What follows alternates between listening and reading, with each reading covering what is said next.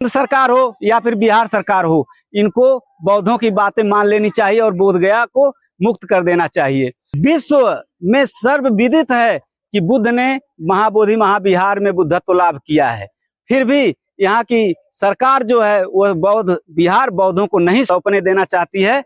इसीलिए मैं यही कहूंगा, पीटीएमसी एक्ट 1949 रद्द करो, बौद्ध विहार बौद्धों को दो, सम्राट अशोक अमर रहें, अनागारिक धम्मपाल अमर रहें, आकाश लामा जी आप संघर्ष करो, दीपांकर जी आप संघर्ष करो।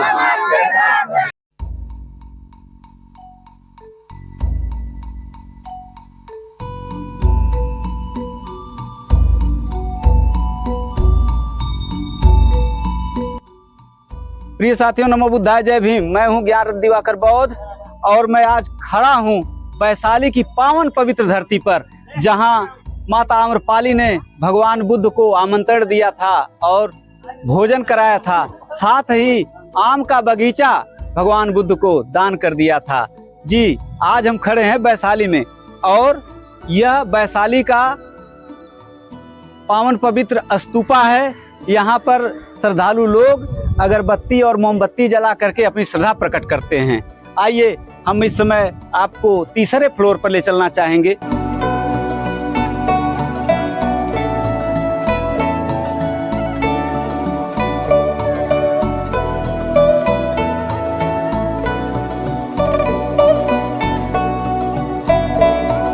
जी साथियों, आज तारीख है 19 जुलाई 2024 और आप यहाँ देख रहे हैं स्तूपे पर सामने बहुत ही मनभावन दृश्य है।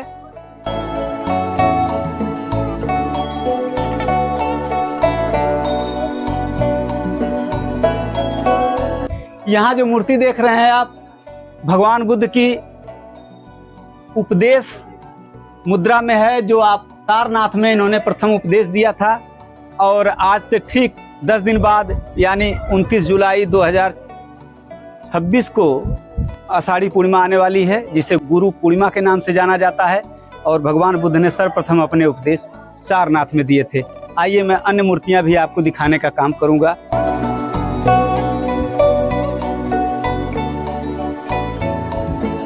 इस स्तूपे के हम दूसरी दिशा में खड़े हैं और ये 4 मूर्तियां चारों दिशाओं में लगाई गई है। इधर सामने आप देख रहे हैं पुष्करणी तालाब है, ये अभिषेक पुष्करणी तालाब।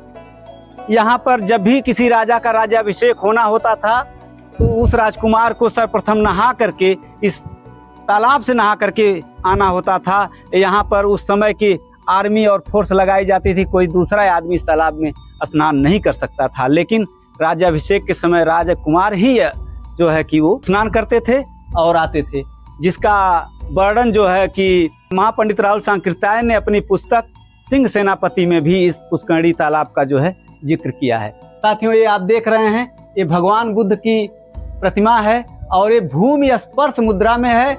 इन्होंने बोध गया में ज्ञान प्राप्त किया। आप बुद्धत्व की मुद्रा आपको दिखाई जा रही है।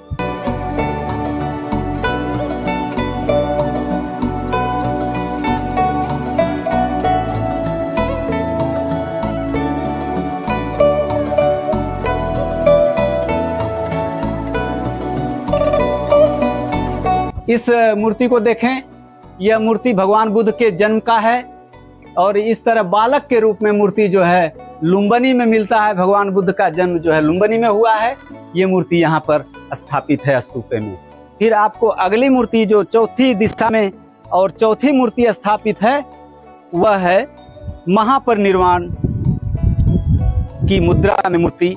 और भगवान बुद्ध कुशीनगर में 80 वर्ष की उम्र में उन्होंने महापरिनिर्वाण को प्राप्त किया था, जो आप इस मूर्ति के माध्यम से दे सकते हैं। और यहाँ पर लिखा भी है निर्वाणा, इसीलिए कुशीनगर के टेम्पल को महानिर्वाणा टेम्पल भी कहते हैं। महानिर्वाण मंदिर के नाम से जाना जाता है। इस समय मध्यम बारिश हो रही है, फुहारे की तरह जो है पानी की बूंदें गिर रही हैं। मैं विश्व शांति स्तूपे से नीचे आ रहा हूँ। अभी आप देखिए कि यहाँ पर विश्व शांति स्तूप है। विश्व शांति स्तूप क्या है, क्यों बनाया जाता है, इसके बारे में एक लंबी कथा है, मैं आपको बताऊंगा कि विश्व शांति स्तूप जो है विश्व में शांति का संदेश देने के लिए होता है, क्योंकि भगवान बुद्ध की जो शिक्षाएं होती हैं वो समता, स्वतंत्रता, बंधुता और न्याय पर आधारित होती हैं।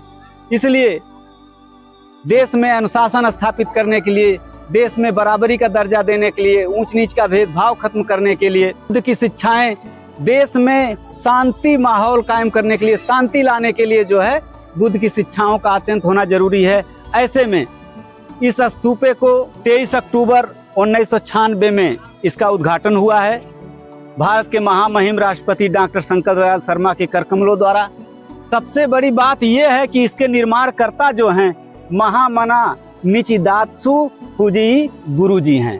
फूजी गुरुजी के बारे में जानते हैं, आप लोगों को शायद मालूम न हो, ये जापान के निवासी थे और जब नागासाकी हिरोशिमा पर एटम अटैक किया गया, एटम बम, परमाणु बम जब फेंका गया था, उस समय जो है बहुत बड़ा देश में जनहानि हुई थी।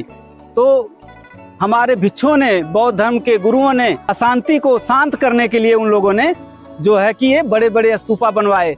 एक स्तूपा आप वैशाली में देख रहे हैं, दूसरा स्तूपा आप लुम्बिनी में देखे होंगे, तीसरा स्तूपा आप जो है राजगिरी में देखेंगे। इसीलिए जो है गुरुजी निचिदात्सु फूजी गुरुजी, जो कि उन्होंने निर्माण कराया था कि देश में जो है शांति व्यवस्था बहाल और कायम रहे, देश ही नहीं विदेश में भी, विश्व में भी। तो साथियों, ये जब राजगिरी में निर्माण करा रहे थे विश्व शांति स्तूपा का, उसी समय नागार्जुन सुरई ससाई जी उनका शिष्यत्व स्वीकार करने के लिए वहाँ जो है राजगिरी में पहुँचते हैं और वहाँ कुछ दिन रहते हैं, फिर इसके बाद वो वहाँ से चले आते हैं। लेकिन गुरुजी राजगिरी का स्तूपा, यहाँ का स्तूपा, लुम्बिनी का स्तूपा, तीनों बनवाने के बाद जो है कि देश से चले जाते हैं या फिर महापरिनिर्वाण को प्राप्त हो जाते हैं। लेकिन साथियों बता दूं, बारिश आ रही है, फिर भी मैं अपनी बात को कहना चाहूँगा कि सुरई ससाई जी, अनागारिक धम्मपाल के बाद सुरई ससाई जी दूसरे व्यक्ति जो महाबोधि महाविहार मुक्ति आंदोलन का उन्होंने जो है दोबारा फिर से पुनर्जीवित किया है और महाबोधि महाविहार की लड़ाई लड़ाए और कहा कि इसको मुक्त होना चाहिए और यह बौद्धों का हक है, बौद्धों को मिलना चाहिए। ऐसे में सुरई ससाई जी के बाद, अभी सुरई ससाई जी हैं, आंदोलन तब भी चला था लगभग 10-15 सालों तक, लेकिन अब इस समय जो है आकाश लामा जी उस कारवां को आगे बढ़ा रहे हैं। भंते प्रज्ञाशील जी जो पूर्व महाबोधि महाविहार मंदिर के सेक्रेटरी रहे, उन्होंने उस आंदोलन को जारी रखा है।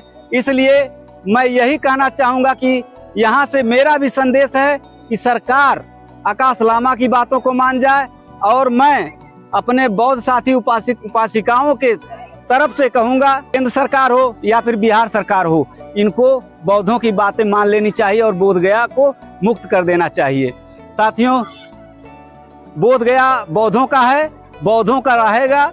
विश्व में सर्वविदित है कि बुद्ध ने महाबोधि महाविहार में बुद्धत्व लाभ किया है, फिर भी यहाँ की सरकार जो है वो बौद्ध विहार बौद्धों को नहीं सौंपने देना चाहती है। इसीलिए मैं यही कहूँगा, बीटीएमसी एक्ट रद्द करो, बीटीएमसी एक्ट रद्द करो, बीटीएमसी एक्ट 1949 रद्द करो, बौद्ध विहार बौद्धों को दो। सम्राट अशोक अमर रहे, अनागारिक धम्मपाल अमर रहे। आकाश लामा जी आप संघर्ष करो, दीपांकर जी आप संघर्ष करो। नमो बुद्धाय, जय भीम। प्रिय साथियों, हम अब खड़े हैं अभिषेक पुष्करणी तालाब, हरौना नाम है, हालांकि मैं हूं वैशाली में। तो ये अभिषेक पुष्करणी तालाब है जो मेरे पीछे देख रहे हैं आप।